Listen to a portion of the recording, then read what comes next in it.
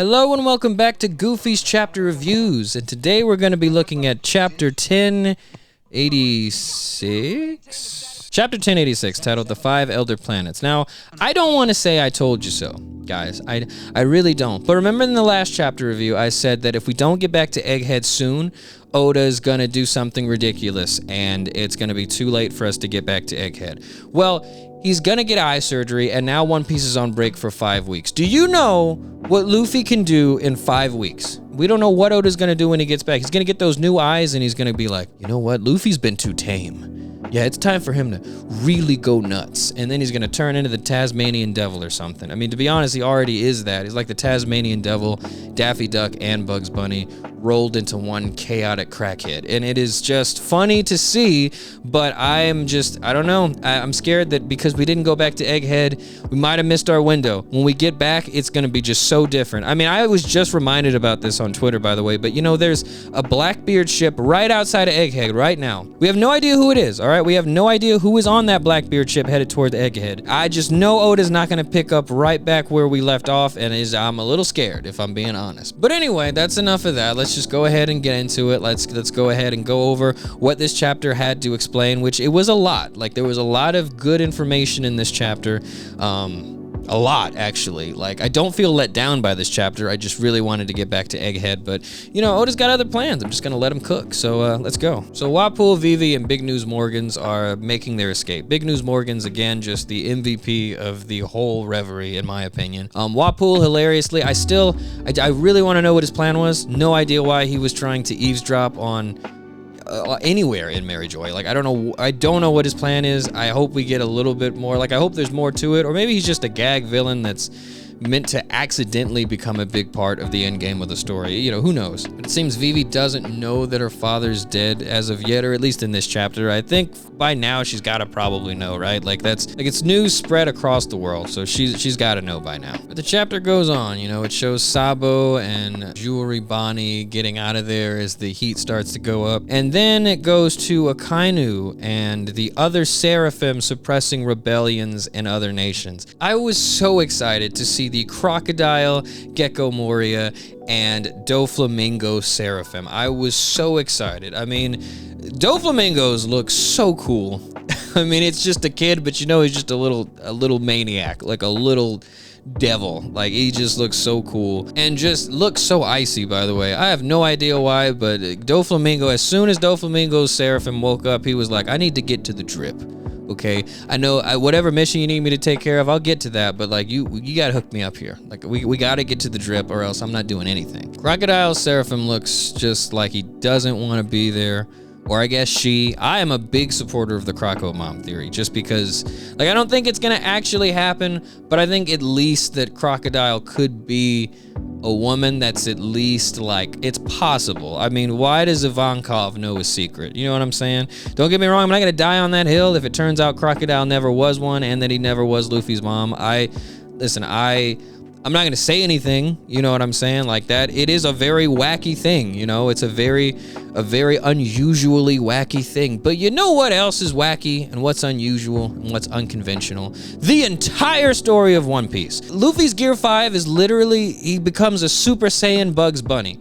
What is that? Okay, why is that cool to see? I mean, is it so far-fetched to believe that Luffy's mother could be a Russian sand mobster that turned herself into a man? I don't think that it is. I think that could be a really funny but also really grounded reveal. Anyway, it goes on and Ivankov starts going over who Emu might be, and that, you know, they could be immortal, and how what a race Lelouchia Kingdom could have been an ancient weapon, and it's just really good exposition, in my opinion. Like, I don't know why Ivankov just turned into a conspiracy theorist out of nowhere.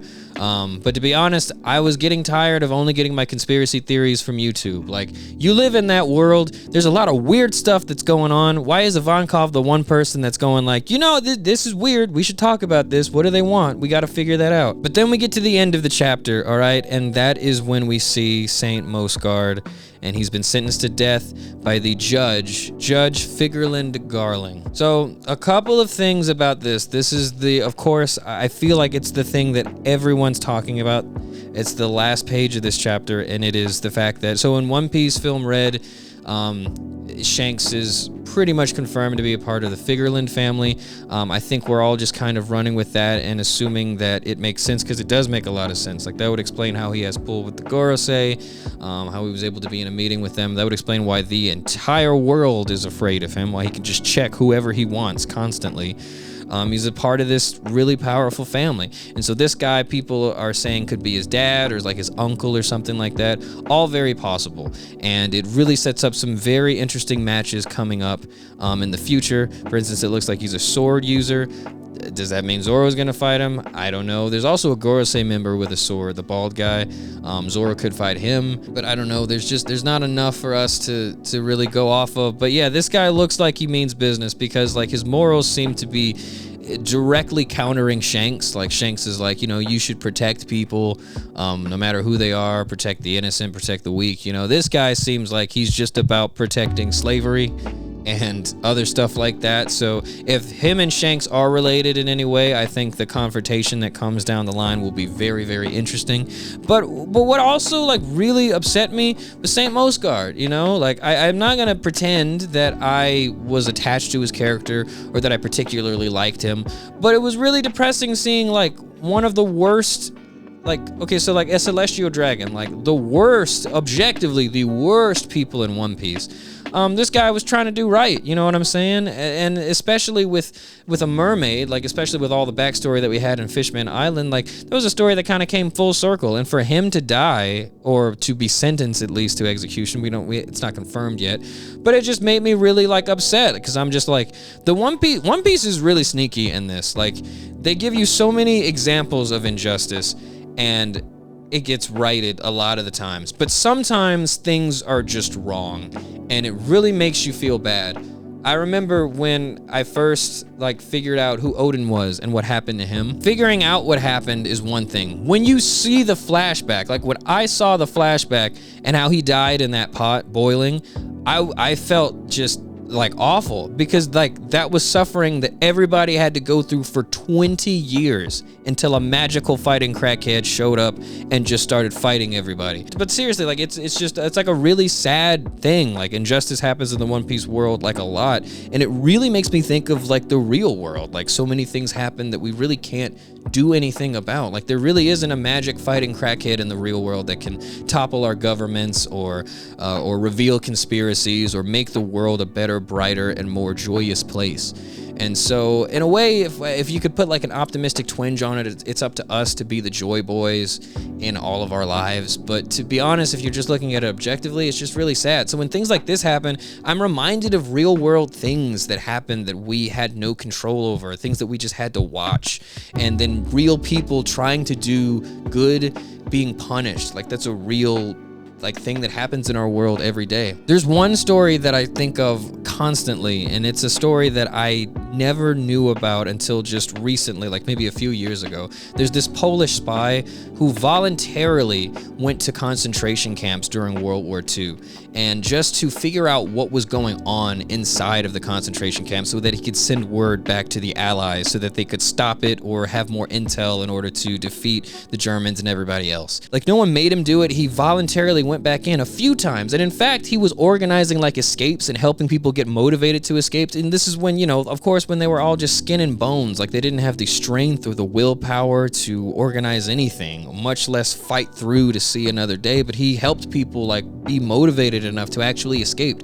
and he helped people escape, and then he voluntarily went back in. So imagine that. You volunteered to go in so that you can get intel, thinking it was going to be something, but definitely not thinking it was going to be this terrible. You go in, you experience all of this evil, you help people realize that there's a reason to live, and you help them break out, and then you go right back in to help more people. He did that a few times until finally he was able to get out, but his story doesn't end happily. I think he was eventually executed by the Russians or something like that. Like, I'm not doing his story justice. That's a true example of heroism and bravery that it's not that we don't see that anymore. It's just, I feel really bad when examples of those bravery don't end well. I feel like it discourages not only me, but other people from being that brave. But I think that's what we should all be. And I don't know. It's just, One Piece is so crazy because it's like this funny, goofy story, but every now and then it'll connect you back to what the real world is. And I hope to explain that in a video that's going to be coming out a little bit later. I plan to release it actually when I get to 100,000 subscribers. But anyway, I don't know. So yeah, the ending of the chapter really hit me in like a way I didn't think that it would. Not even because I really care about St. Mosgard. Like, I don't. It's something about the people who oppress others getting what they want and framing it in a way that might discourage people from not only being who they are, but standing up to the injustice that's happening around them. That just makes me feel bad. It makes me really wish a crackhead would just show up and fight everybody. But that's about it for this chapter review, guys. I know I'm probably skipping over a few things or a lot of things, maybe. Feel free to mention those in the comments so that we can all talk about them together. But I do need to get back to making these other videos for you guys. I've got another one coming out this week, and then we're gonna get back to the hilarious series, because the video that's coming out this week is something else. Like, it's not a part of that series. And I hope you guys like it, and please let me know if you do or you don't. Either way, just please always let me know your thoughts. And then next week, we're going to get right back to the hilarious episodes. I plan to put up a poll which one you guys want to see the most. But yeah, love you guys once again. Thank you for tuning into Goofy's Chapter Reviews, and I can't wait to see you next time.